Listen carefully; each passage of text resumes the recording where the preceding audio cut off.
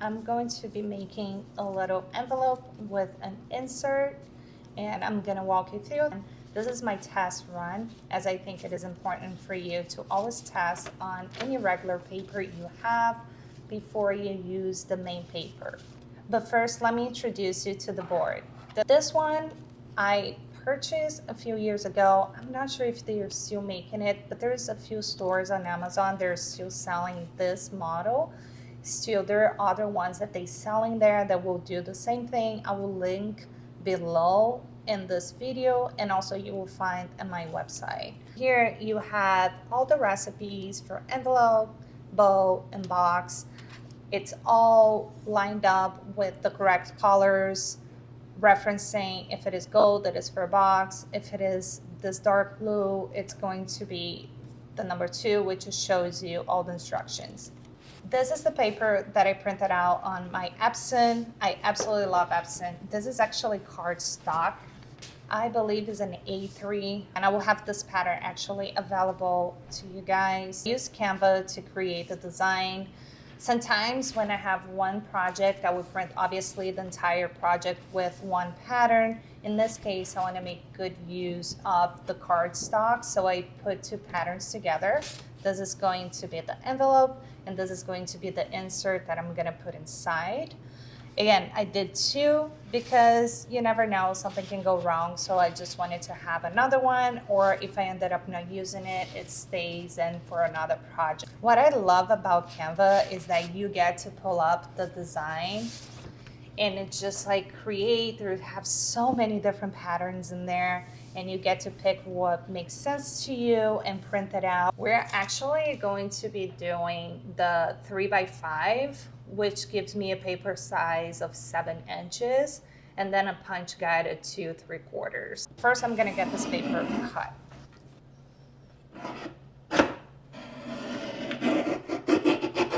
We're gonna do 7. 1/4 smaller right here. We're gonna cut another one. Stick to it. So now that we have our paper, punch guide's gonna be 2 3/4. That means that we are going to do a paper guide. The 2 3/4 is gonna stop right here, which means that the paper stops right here. This is the guide. Also, because we want to preserve, we're going to turn this around. So you can press. And then you can take, this is the line 8 that we're going to be scoring, which is this one here. So you can just score it like that. Apply some pressure. And as you can see, we got our first one. Now this becomes the guide, and we flip 90 degrees, and this becomes the guide right here. And now we're going to cut again. That's it. You're gonna score in the same line. Then you turn 90 degrees again, and this becomes your guiding line. And you're gonna cut. And you're going to score on line 8. What are we going to do again? We're going to rotate. That becomes the guiding line. We can press, and then we can cut.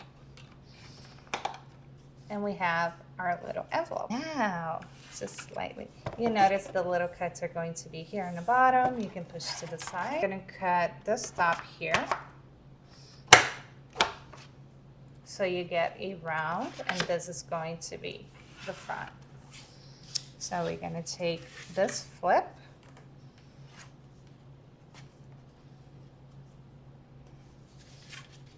I'm going to flip this one too. And I just love the feeling of carton, like a thick paper. It always looks good. It's a beautiful presentation. It makes it for a beautiful card. And as you can see, we're going to do the top as well. And now you have your little card. You can glue the parts eventually, but for right now, we're just going to keep that to the side, and we are going to cut this one so it can go inside. Try to cut like a size smaller. So we're going to do the same thing. We're going to focus on the same measurements as that one. The only difference is that because the paper is smaller, once we put it inside, it's gonna have a little bit of a gap. And so 2 3/4 inch. Oh, did I do the wrong side? I did, that's fine. Everything's forgiving. It's gonna be cut anyway, it's gonna be inside, so we're fine, okay? We're not stressing. That becomes the guiding. We flip 90 degrees and we go to the other side.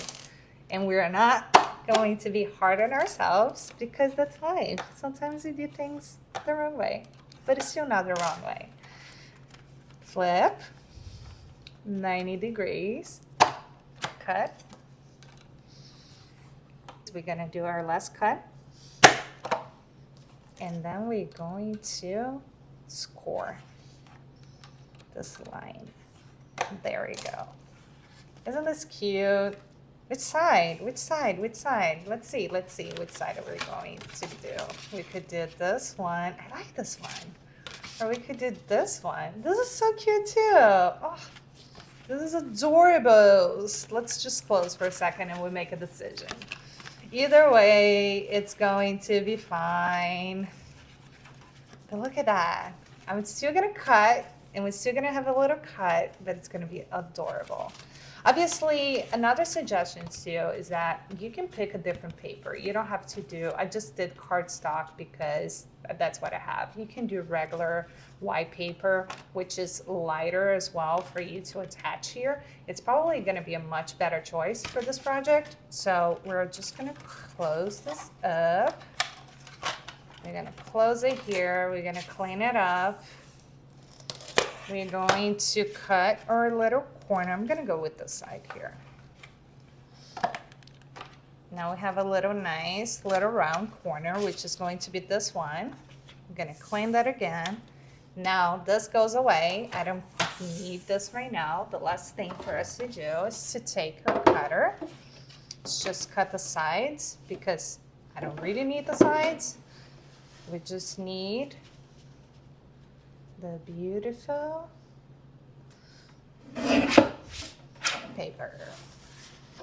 Again, use a different paper or use whatever you have. I even think it's fun, like take newspaper, take anything you got for you to put that little liner inside an envelope. Also, if you want to use this as the card, you can use that and just write something on it. And so it becomes like a little special little card that they can open, and you put your name and your message here. All right, let's glue this back and finish it up.